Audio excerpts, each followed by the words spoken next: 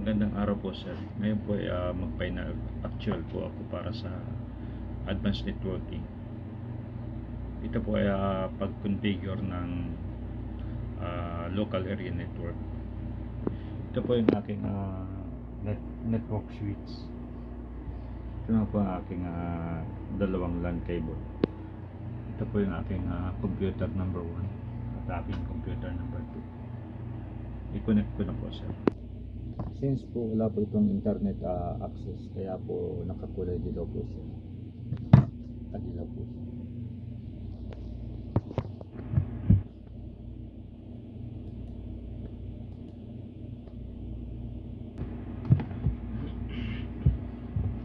Mag-umpisa na po ako sir.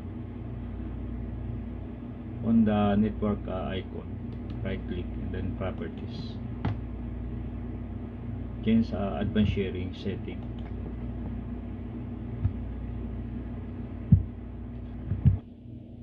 Turn on ko po ang network discovery. Turn on din po ang file and printer sharing. Turn off naman po ang password protected sharing. And then save changes. Dito nga po sa adapter setting, right click ang local area network connection and then properties, internet protocol version 4, double click. Since ito po ay lalagyan ko po ng static IP address, use the following IP address: 192.168.1.2 subjects, and then okay po.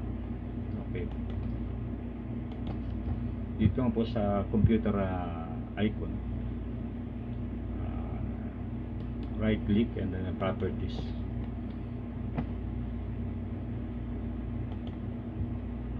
Dito po sa computer description, wala na po akong ilalagay.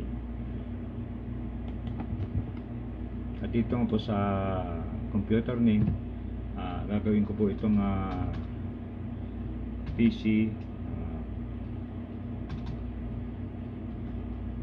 01. At dito nga po sa workgroup, lalagay ko po dito ay ICC. Okay po.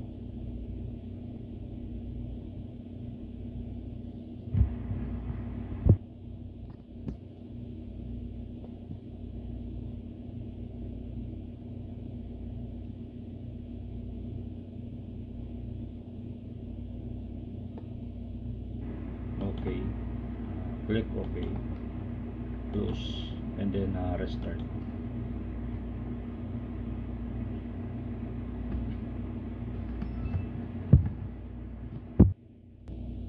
After restarting po,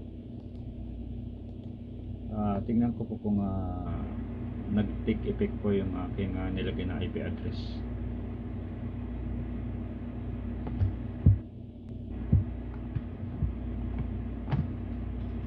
Windows plus R, type CMD, enter,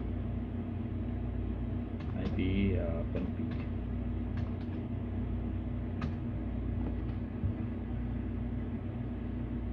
Nakapaglagay na po ako sa ng static IP address 192.168.1.2.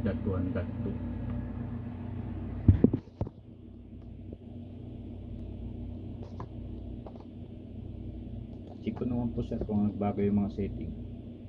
On the network icon, right click and then properties, change advanced sharing. At makikita po na naka-on pa po ang network discovery. Naka-turn din po ang filing printer sharing. At naka-turn off naman po ang password protected sharing. Dito nga po sa change adapter setting,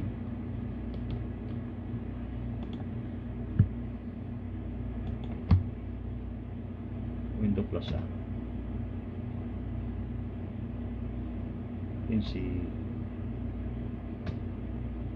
CPA CPA CPA.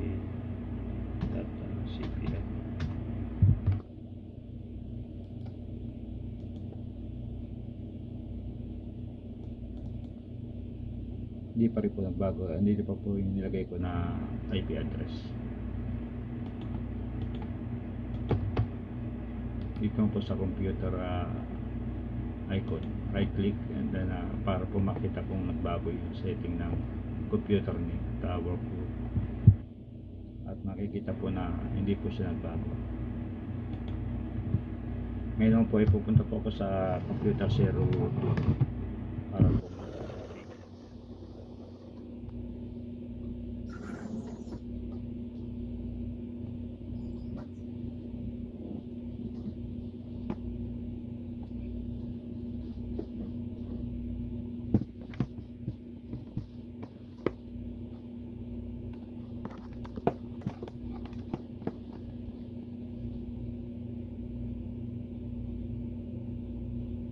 on the network icon, right click and then properties, and then change advice sharing.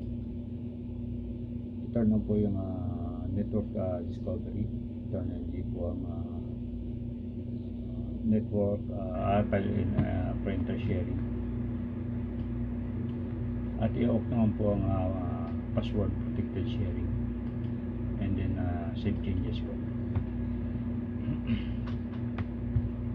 Dito naman po sa change adapter setting, right click and then properties, internet protocol version 4, double click. Maglalagay po ako dito ng static IP address. Use the following IP address, and then 192.168.1.3.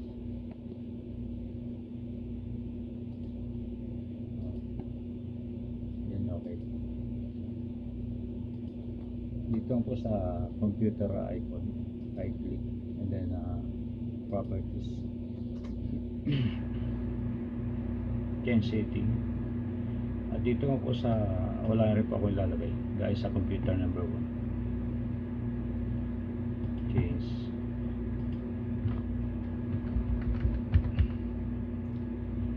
PC number 02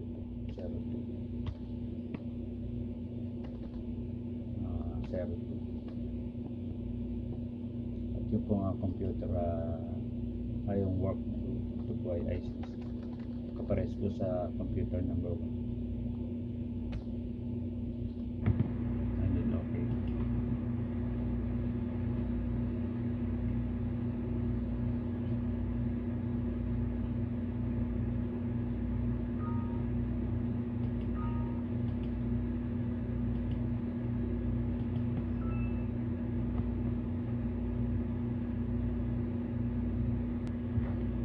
After po nang mag-restart, i-check ko naman po yung kung nagbago yung mga setting, properties, and then change adapter, change advanced sharing. Naka-turn on pa din po, naka-turn on din po ang file and printer sharing, at naka-turn off naman po ang password protected sharing. Dito na po sa computer properties, at hindi po wala pong nagbago sa computer name at saka yung workflow.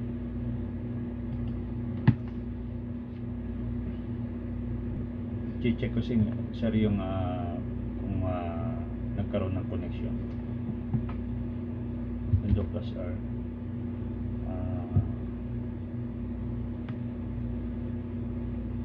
then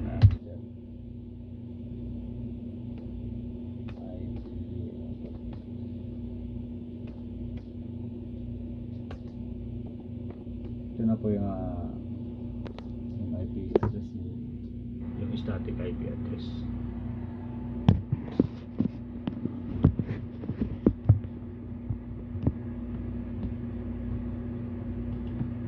Ngayon ako pa titingnan kung meron po silang connectivity.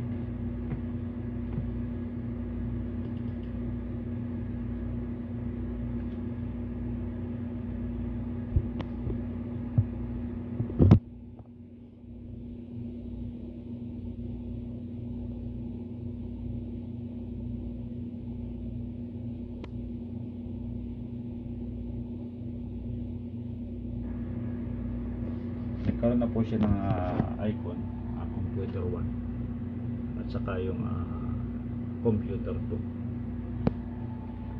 Kaya dito po check ko yung kung may connection sila.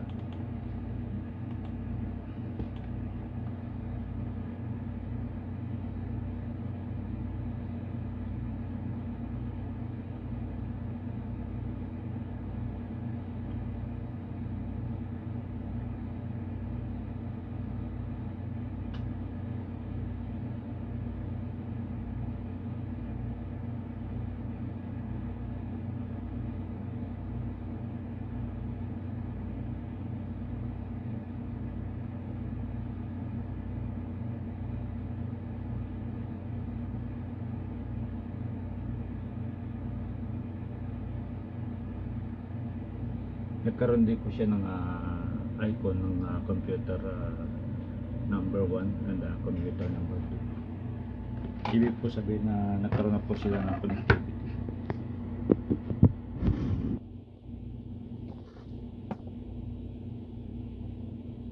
Ngayon naman po sila mag-check ako kung meron silang connectivity. Windows plus R and then type siya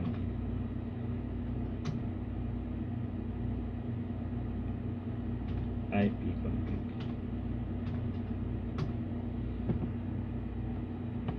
Meron na po silang ito na po yung IP address. Kaya hindi po dito sa computer number 2 Windows plus R CMD IP config.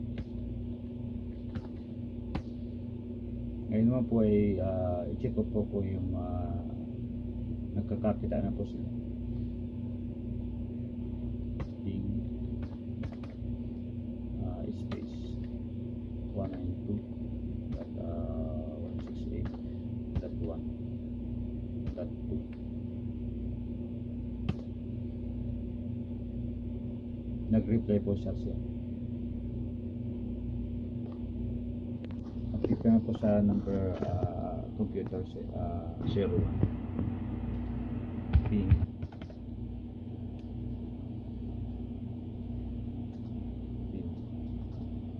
space 192.168.1.2. Nag-reply po siya sa ibig sabihin meron na po silang connectivity. Ngayon naman po ay gawa ako ng folder para po i-share sa computer number 2. Close ko muna po ito.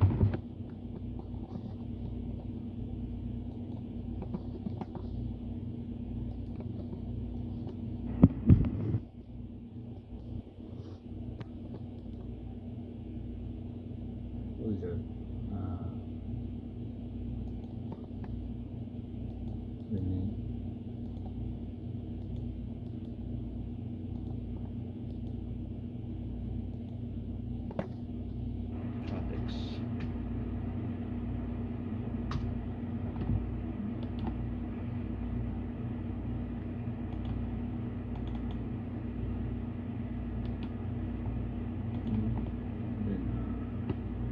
document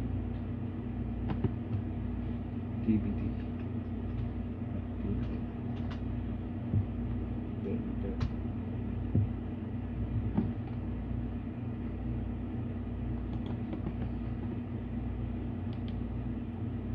properties and then share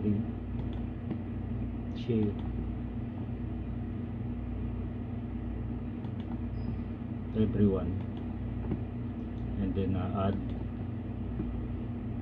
and then share po, read and write po, and then share, and then done. Advanced sharing, share this folder, permission, full control, allow full control, and then okay, and then close. Titingnan ko po siya kung nag-share.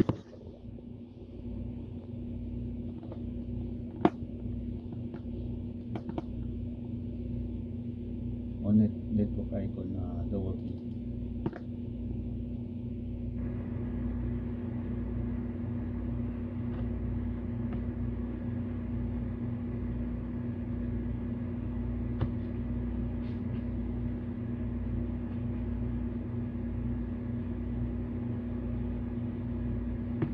Ang computer number 1 po ang nag-share, double click. Ito na po sir yung na-share ko, Alex, double click, activity. Tingnan ko po sa computer ako maglagay ng folder isa.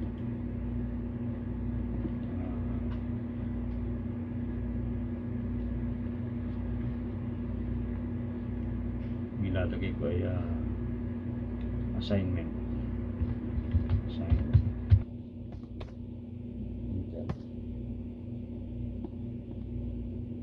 Tingnan ko po sa po nag-share dito sa kabila ko makikita. Nandito po sa assignment. Ibig po sabihin na meron po silang pwede po silang mag-share at pwede po magbago ng mag-rename, pwede pong baguhin ng pwede pong magbago. Ibig po sabihin na connectivity ay meron na po silang connectivity. At ngayon naman po sir, mag-share po ako ng printer. Close ko muna po sir ito. Close.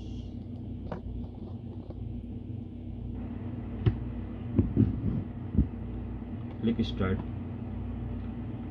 Device and printers. Click. Add printers. Add a local printer, and then next.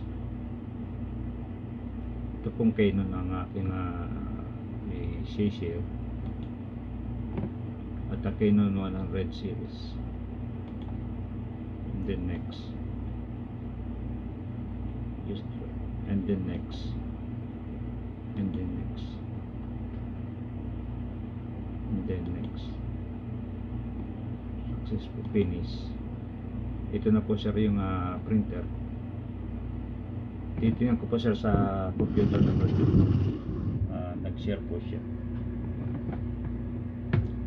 in a local in a network icon, double click, and PC01, click, double click. Ito na po sir yung Canon na printer na i-share na po, double click. At ito na po sir, naka share na po siya.